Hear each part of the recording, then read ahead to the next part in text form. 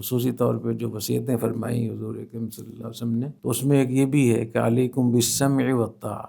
سمع و طاعہ کا جو لفظ ہے یہ ایک اصطلاح ہے جس کا تعلق ریاست کے ساتھ ہے. ویسے تو ہر چیز میں دھیان سے بات سننی چاہیے، اطاعت کرنی چاہیے، لیکن جو زیادہ تر جو احادیث میں جس سمع و طاعہ کا ذکر آتا ہے اس کا تعلق بھی ریاست کے ساتھ ہے. تو سمع و طاعہ کا اہتمام کرنا. وَإِنْ أُمِّرَ عَلَيْكُمْ عَبْدٌ حَبْشِيٌّ، اگرچہ تم پر کسی حبشی غلام کو حکمران مقرر کر دیا جائے تو بھی اس کی تم اطاعت کرنا. آپ حضرات کو معلوم ہے کہ جو حکمران ہوتا ہے اس کے لیے آزاد ہونا شرط ہے. مسلمان ہو اور وہ آزاد ہو، غلام نہ ہو، اور اصل شرط یہ ہے کہ وہ قریش میں سے ہو، الائمۃ من قریش. لیکن اگر یہ شرطیں پوری نہ ہوں اور کسی غلام کو حکمران مقرر کر دیا جائے یا وہ حکمران بن جائے اور اس کا تسلط ہو جائے، دونوں کا حکم ایک ہی ہے، تو فرمایا اس کی بھی تم اطاعت کرو گے، بجائے اس کے کہ اپنے نظم کو، اپنے ریاست کو آپ خراب کریں، انارکی پھیل جائے، لوگوں کی جان مال ہر چیز خراب ہو جائے. اس کی بجائے اس کی بھی تمہیں اطاعت کرنی ہوگی.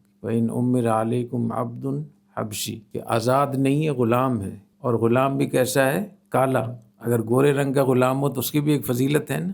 جائز والوں کا کیا حال ہے؟ تو اگر غلام گورا ہو تو پھر بھی اس کی فضیلت ہے. تو غلام ہو، آزاد نہیں ہے، غلام ہے، گورا نہیں ہے، کالا ہے. اور دوسری روایت میں ہے مجدع انف، چپٹی ناک والا ہو. اگر کالا رنگ ہو لیکن اس کے نقش و نگار اچھے ہوں، ناک واک ٹھیک ہو، تو یہ بھی ایک فضیلت اور اچھی بات ہوتی ہے نا. لیکن اس کی ظاہری شکل بھی ٹھیک نہیں ہے، اس کی ناک چپٹی ناک ہے. اور ایک روایت میں یہ بھی ہے کہ ان رأسہ زبیبہ، اس کا سر کشمش کی طرح پچکا ہوا ہے.